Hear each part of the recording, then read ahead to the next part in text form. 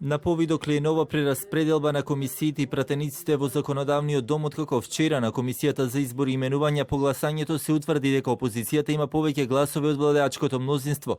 Собранието ќе треба сериозно да го разгледа ова прашање по одморите, но и распределбата да се направи по деловничка формула, велат кратко од СДСМ за телевизија 24.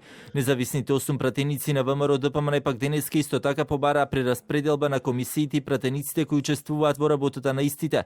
Пратеничката Владанка Абировиќ како заменик координатор на оваа група денеска рече дека се додека ова барање не биде усвоено, ќе гласаат воздржано.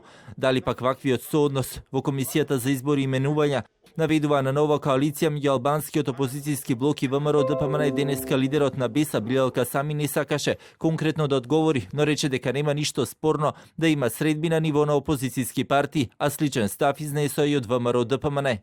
Ако е природно, нормално да се комуницира опозициона партија со опозиција, и сме слушнале такви изјави дека ВМРО имат контакти со владини партии и СДСМ и ДУИ, природно е ние као опозиција да се видиме и да ги координираме некои од нашите активности.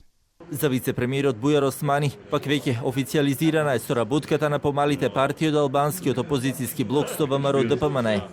Символички е фактот што ВМРО ДПМН и малите албански политички партии некако ја официјализира соработката, со што се излезе на виделина дволичноста на политиките на малите политички партии. Во однос на самите комисии, составот на комисиите е утврден во однос мнозинство и немнозинство.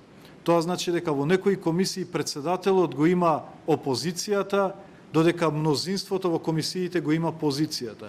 Така да независно од репозицијата на луѓето, бројот на представниците на владата, односно на мнозинството во собранието треба да остане ист. По вчерашното гласање на Комисијата за избори и именување, кога се утврди дека опозицијата го има мнозинството, беше најавено таа да продолжи со работа и денеска, но председателот на Комисијата Илија Димовски денеска информираше дека Собраниската комисија ќе продолжи со работа по одморите. Сепак вчера едногласно и власти опозицијата гласа за утврдување на предлозите за членови на АВМ и на МРТ.